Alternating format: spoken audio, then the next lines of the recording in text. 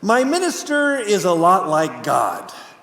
I don't see him all week, and I don't understand him on Sundays. Thank you, Haddon. Very helpful. But when you read this passage, you sort of feel the flip side of that, which is the pastor's frustration for his own people. So there isn't this inspirational jump as we get into this because of that frustration that's there. But there is still a lot that we can take out of this passage. And so let's dive into it. Let's pull it apart. Let's look at all of its different pieces. And maybe we can go home with something that is very inspiring and helpful for us as we live out our Christian walk. Verse 8 of chapter 4. Formerly, when you did not know God, you were enslaved to those that by nature are not God's. But now that you have come to know God, or rather be known by God, how can you turn back again to the weak and worthless elementary principles of the world, whose slaves you want to be once more? You observe days and months and seasons and years. I'm afraid I may have labored over you in vain.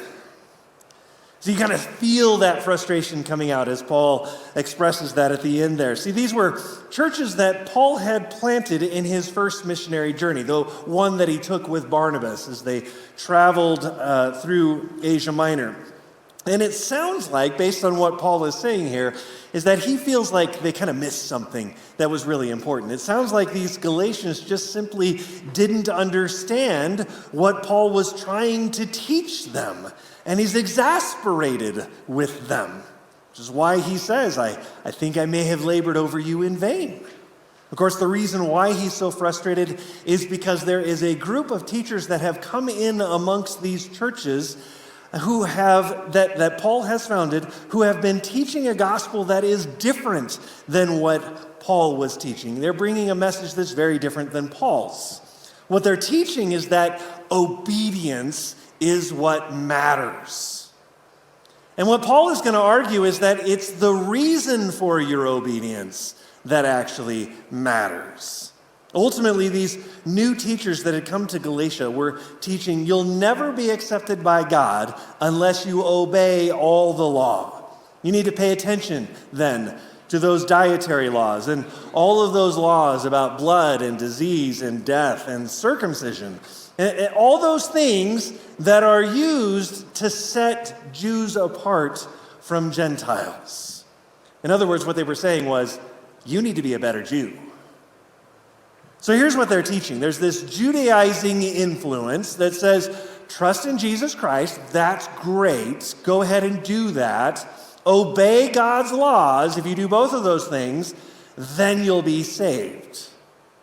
But Paul had taught them, and what he testifies to in chapter 2 that we looked at a few weeks ago is that he taught salvation is through Jesus Christ alone.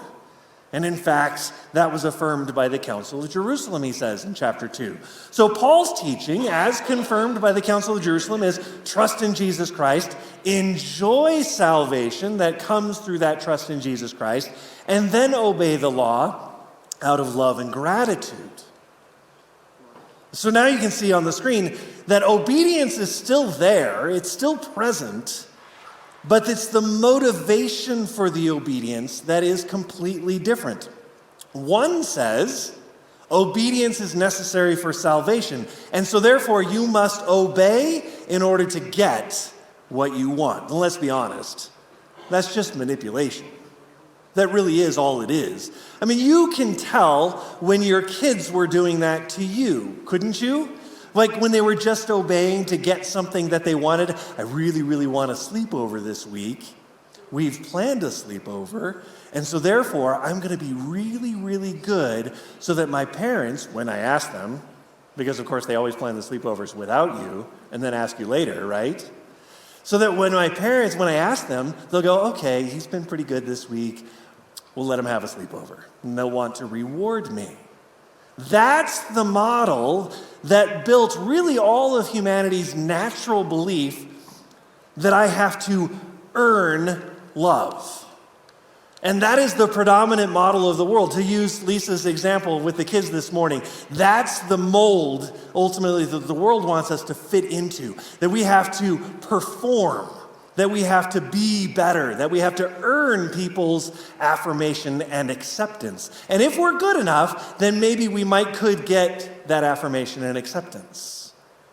That's the world's model. And in fact, that's the religious model. Now, Lisa gave the kids the example from the world's kind of decrepit side of saying, oh, yeah, you can just be bad, or you can be as bad as you want to be, right? That's the world's model too. But this is the other side, which is equally damning, really, that somehow you can be good enough to earn God's love. That's also the world's model. But Paul calls that weak and elementary principles of the world. How can you turn back again to the weak and worthless elementary principles of the world, whose slaves you want to be once more? When you go back to that, you're just making yourself a slave to the world again. The world system says you have to earn this affirmation. You have to earn acceptance. You have to earn love. If you're good enough, then you can get it. That is really the kind of the ground of the world's most basic systems. Paul says that's just slavery. He says what you already have when you have accepted Christ is you have God's love before you earned it through his sacrifice, through the sacrifice of Jesus Christ. So he says, step into that salvation that he has bought for you and respond to what he has done with gratitude. Ultimately, what you do out of gratitude from him, that's where you then can obey the things of the law. Now your obedience is simply to show how much you appreciate what has been done for you. But it isn't the way you get that love. You see the difference? So now I'm no longer manipulating anything. I'm not earning anything. If I'm doing something, it is simply to show my appreciation. I'm going to obey the week after I get the sleepover because my parents have already given me the sleepover and I want to show them my appreciation.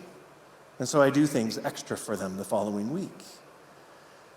See, I have to show you that this is not some side issue either. This isn't like some ancillary point. Like this is a central, foundational, really important point. Paul's point all through the book of Galatians is there are two different religions being proposed to you, Galatians. Two different religions are being preached to you.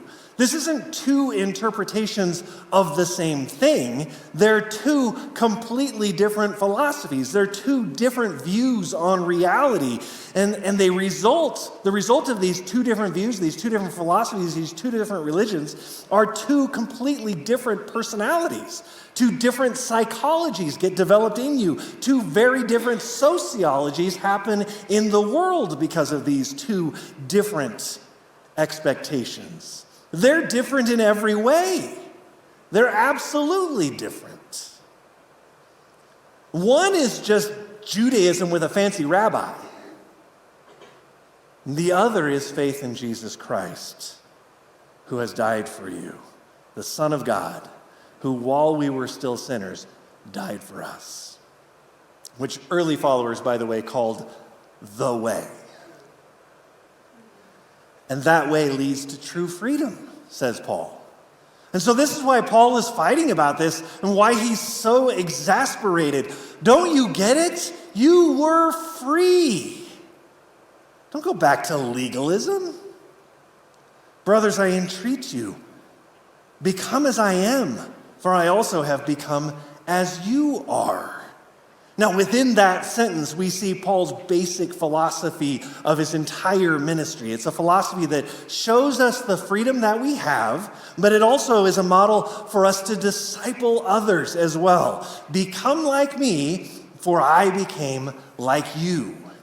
And it seems pretty simple, but really honestly, if you're going to accomplish this, the only way that you can do so is with the empowering presence of the Holy Spirit in your life. It's only through the power of Jesus Christ, ultimately, that you can accomplish this.